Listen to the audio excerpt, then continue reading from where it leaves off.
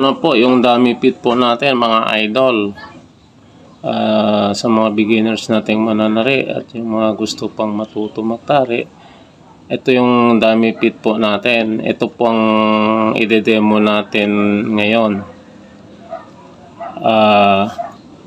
Ito ho, pag ganito po ang tindik ng paa, ibig sabihin po sa tama ang tindik ng paa po. Pag ganyan po, tihaya na po yan. Tihaya.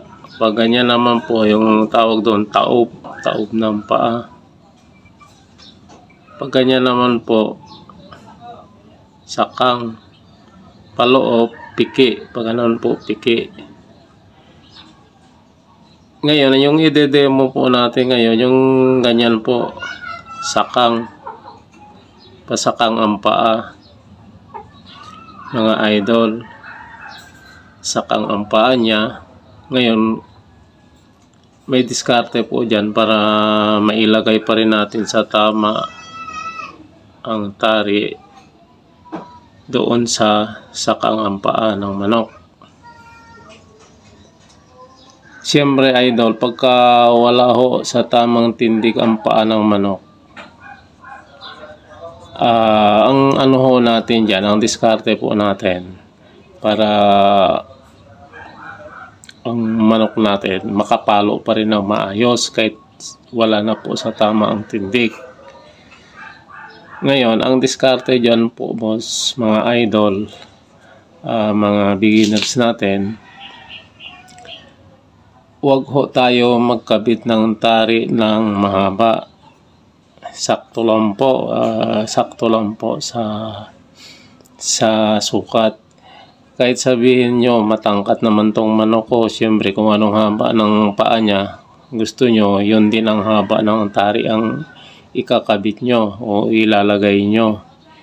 Mali po yon. Pag sa mga ganun ang paa na sabi ko po wala sa tamang tindig at may diferensya, wag po tayo magkabit ng mahaba na tari, mga idol. Kasi po, ang paa niyan, pag wala sa tamang tindig ang paa ng manok, na mga paa ng manok na panlaban, ano po kasi yan, magalaw. Ibig sabihin po, kung pumalo po yan, magalaw ang paa niyan, magalaw.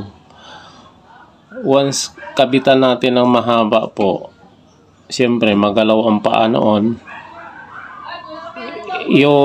yung tari po natin ikakabit natin ng mahaba, ano po yon, ibig sabihin ang dulo magalaw, maano rin yon, kung anong galaw ng paa ang ano rin po, ganun din po yung dulo ng tari pag mahaba ang ikakabit natin.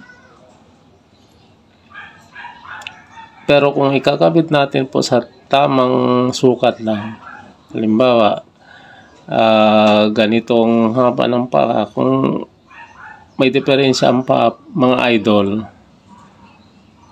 ito yung ano po, ito yung tuhod, dito lang po tayo, dito lang po tayo sa may kalambutan lang po, dito lang. Huwag po tayo nang magkabit ng hamaba. Diyan lang po mga idol. Pag yung mga paa ng manok ay may diferensya na wala sa tamang tindig, dito lang po. Diyan lang po. Kasi pagka magalaw yung paa ng manok, siyempre pag pumalo yun, wala sa tama kasi ang tindig ng paa, iba ang galaw ng paa, magalaw yon. Ibig sabihin makalat ang ano niya, palo, makalat. Ibig sabihin ang dulo ng tari noon wala sa ano, maano rin ho,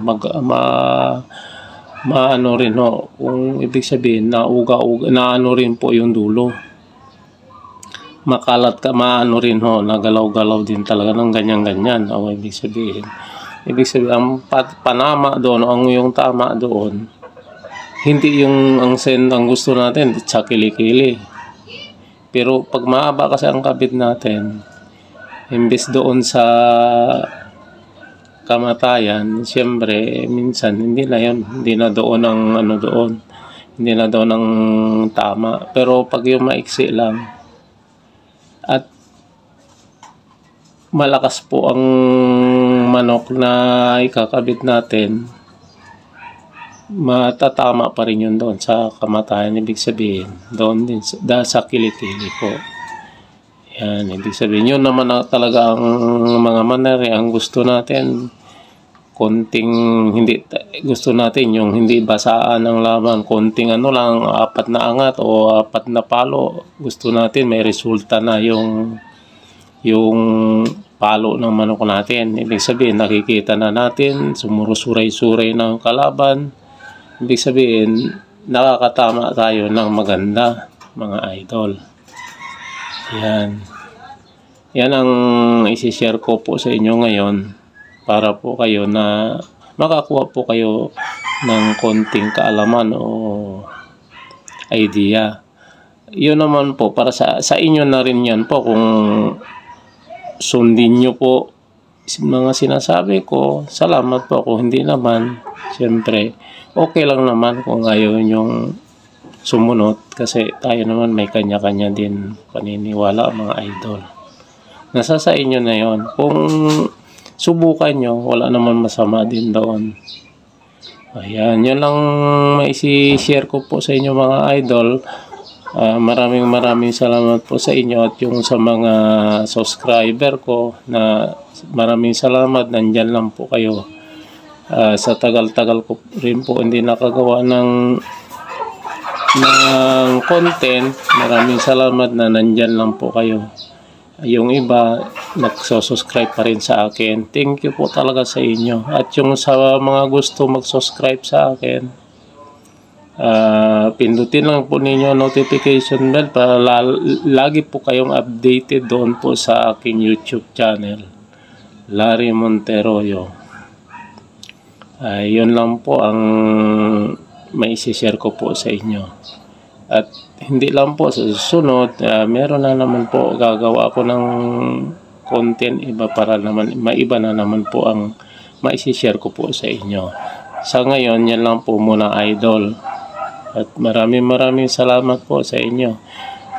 Diyan lang po kayo, mga idol. Thank you and God bless po sa inyong lahat.